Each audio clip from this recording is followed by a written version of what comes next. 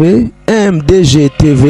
une chaîne Wint pour la cause de Christ. Mafuta Yasika, Mafuta Yasika, Mafuta Yasika.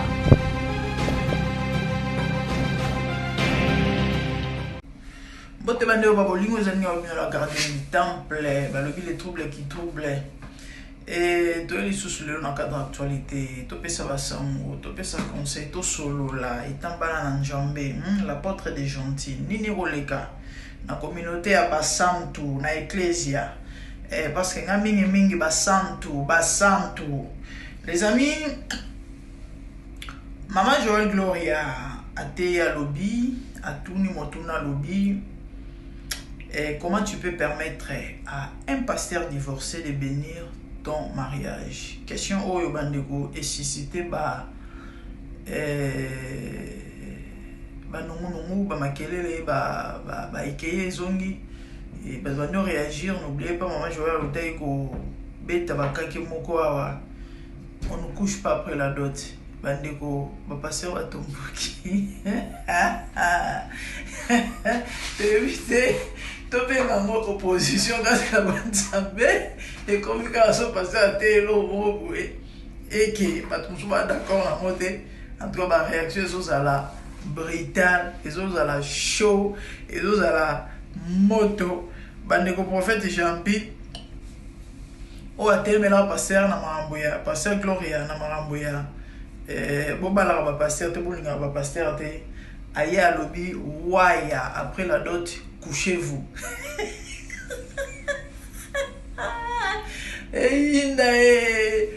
Maman Joël lobby, comment tu peux permettre à un pasteur divorcé à Pambola Libana? Bobé, tout bobo partager vidéo, bobé ngaba docteur, bobé ngaba connaissance à parole, bobé ngaba chrétien, batanga la Bible, pas n'importe quel chrétien, batanga la Bible à la lumière de la parole. Et qu'en pensez-vous? Parce que ici, la question que moi je me pose, et peu en posant cette question, comment tu peux permettre à un pasteur divorcé de bénir ton mariage? Motoune Ezali, c'est le mariage qui bénit le couple ou bien ou c'est plutôt l'appel ministériel. Les appels ministériels, na onction. Oh, mobengami to pe mo sala nzamba za na mo mtozo pambola couple to libala na yende mtozo pambola couple parce que to relo bona mingi yango bandeko na lingaki dommage que fallait ata émission moko fallait ata débat moko live et comme ça bat pas pesa ba point de vue na bango so ezaka émission mo télévisée ngeza la bien vraiment débat ba docteur ba leki ba pasteur ba to ba pesa ba point de vue na bango non mais kapé ko loba na mo connaissance mukie on a za nango ya makomi na nzambe comment tu peux permettre un pasteur divorcé pour me liba na yo motuna d'abord tout na ma ezali que c'est le couple pastoral, c'est le couple du pasteur mtoso pa mbola libala. Donc il faut moi si effectivement il faut obligatoirement moi si azala pour libala n'est pas mbola top et ça onction pardon, ils appellent ou azana état mosali nzambe na onction azana ndo mtezo pambola wana eza motuna. Donc so boko comme commentaire et puis ba tout pesa na ba point de vue par rapport à likambo et lo Maman Joël lobby ezali biblique ezali normal ezali loyal ezali bongo to nini parce que concernant les mariages ou encore sur les divorces. La Bible permet les divorces, n'est-ce pas? Moi et toi, nous sommes d'accord, n'est-ce pas? Si oui, pourquoi pas passer à divorce à Pambola Libala? Passer à Kagimos Kobo, à Kokina et Olimbisate, parce que ma commune est une option, ok? Olimbisa, tout comme au Benganaï. Il y a mon gars qui est Olimbisate à Benganie. Je crois que c'est célibataire, mais mon seul Nzambe, à Koba Nzambe, à un appel authentique, à une onction, à une grâce. À Pambola Libala, parce que à Kaboina, moi aussi. En tout cas, personnellement, Nazali, moi, moké, perdu par rapport à Likambo. Oyo, Nazala posa bandi ou moto sungaba nanzambe. Ah oui. Parce que la Bible a dit, tu vas juger par rapport à Oto Yebi. Ok? Le lors batobele, ba posa de lanzambe, généralement na ndenge na bango ebele bakosala nzambe par rapport au bayoki ebele bakosala nzambe par rapport au balakisa ye baaprena ye mais ntango mosusu na makambo yango balakisa ye libungi eza na kati ezaka neti ndenge toyebaka kala ke mwasi aza na droit kodivorce te ata likambo yango eza ndenge nini mama abomaka libala te mwana nzambe ya mwasi abomaka libala te mais lelo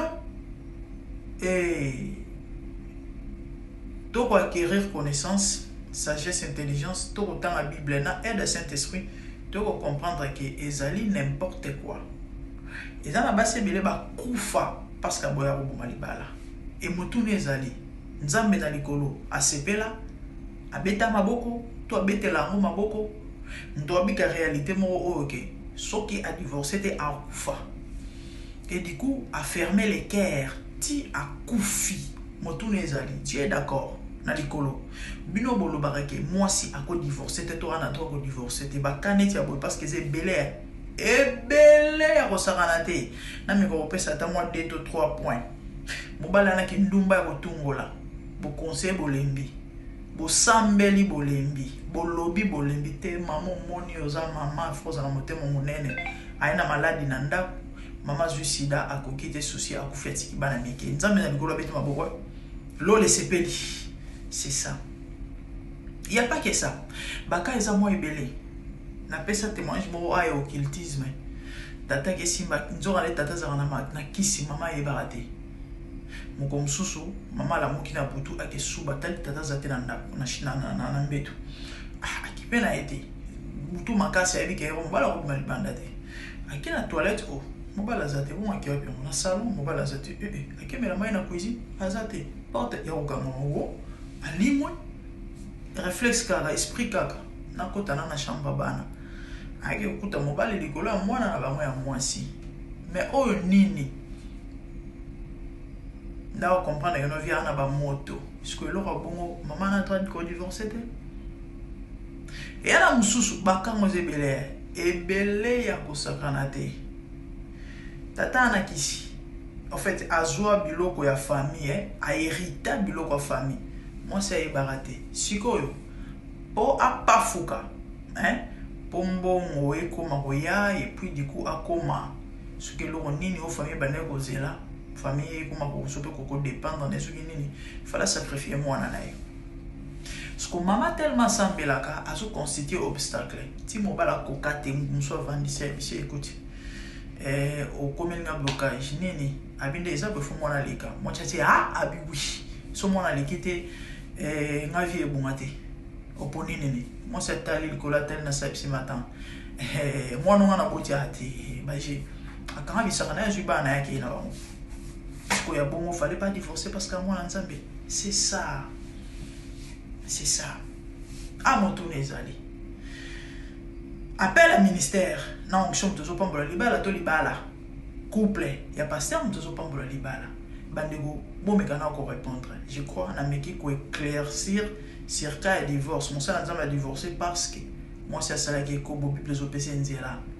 si ko lokola divorce bon ana droit pambola libala te sinon expliquez-vous maman Joël dans ces cas quand qu'est-ce que vous en dites hein bolobi nini maman Joël parce que nous doit na dossier en haut baton sous balobi mère depuis un temps on dirait pas continuer à solo buzz lengi fort buzz bolimbisa buzz ezaki lengi fort mère a commis ba bordir ko tuta siko fait balobi que non il pas vu couilla on ne couche pas après la dot Jean-Pierre Lobi waya couchez-vous voilà notre couchez-vous na moni papa moi l'équipe passer moi l'équipe émission tonton Jaco sur sujet au parce que eningi et tumbi Zahir na ningo sera na va passer mais va fâché papa moi l'équipe émission pas tonton Jaco et obi que passer on a siliki na plateau ya kosakanate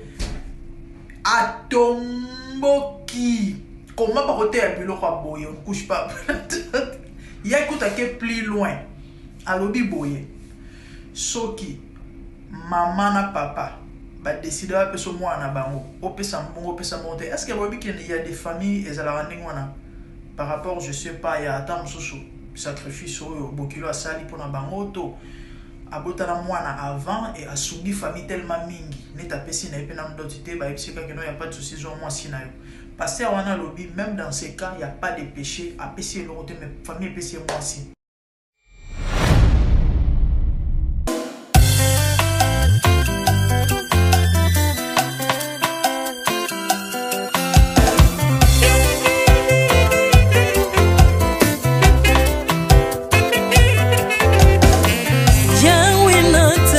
mokili oyo namoni te natangi na histoire ya monde namoni te naluki nayemba pete toze po passer Seigneur je n'ai pas pris non plus entendu parler oya kokalala yo Yesu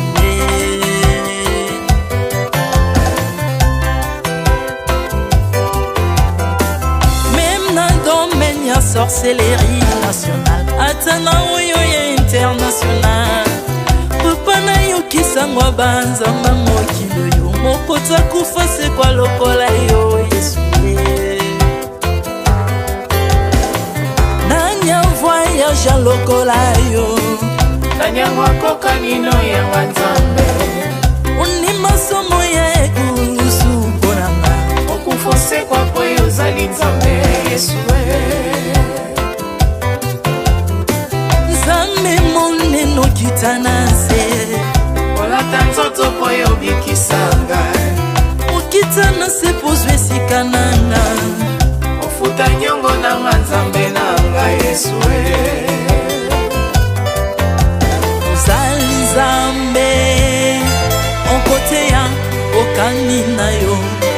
ozali nzambe obongwani te Yesu Yesu ozali nzambe onkoteya okani na yo ozali nzambe obongwani te Yesu Yesu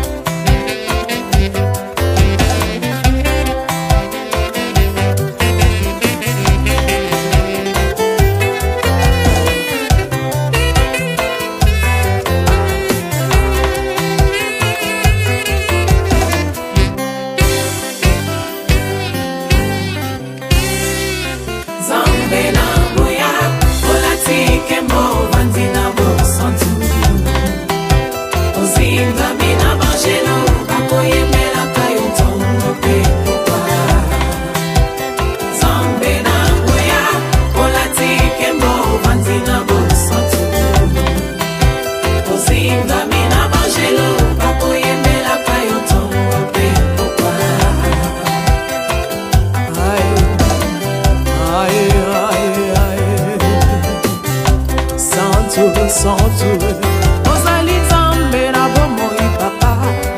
ozali nzambe na bomoi yawe ozali konzi oyo esimba bomoi nanga ozali nzambe oyo abikisa maladi nakokende wapi nzambe soki na yo te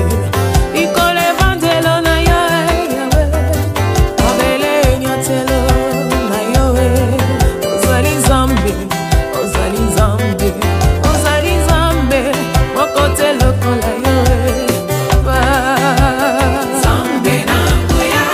olatike mo bandina bosantu ozinga bina bangelo bakoyemela kayo tomo pe pourquoi Artamon tu m'as rendu intouchable Artamon tu m'as rendu invincible Ali wana yo to komine la santu Lise kwa na yo to komine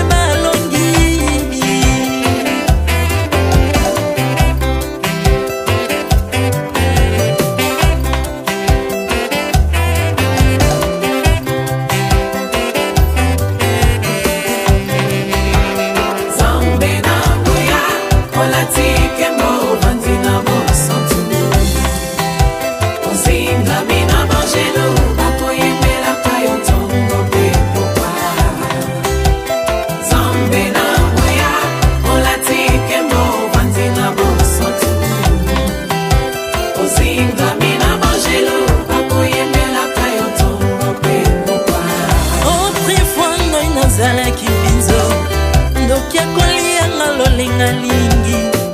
Mes peurs sont à se métamorphoser. Aussi mingo sambwe maladie na miso. Olengo baby naza toxiqué grâce à lui.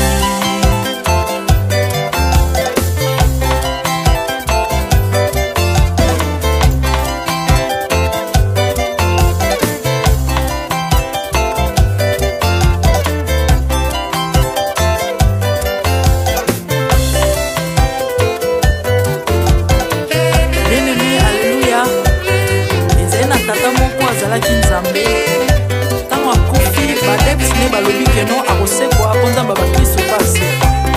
alors ko bafacilite lisekwa na ye bakunda ye mutu libanda otanga kolamuka abimaki mbala moko mais comme nzambe na biso alinga kokambola gloire na moto te lobi nango na ntongo baya kokuta bangulu basepelisa mutu ya nzambe na bango yango bien aimé bato wana bakoma oyo biso dolera ngulu te oyo milimo mabe ekotaka na ngulu. So bino boliaka ngulu te po milimo mabe ekota na ngulu bomelaka mai te po milimo mabe ekotaka na mai yango tokumbisa nzambe po akufa asekwa avandi na loboko ya tata mpona kointersele mpona nga na yo Jésus de Nazareth.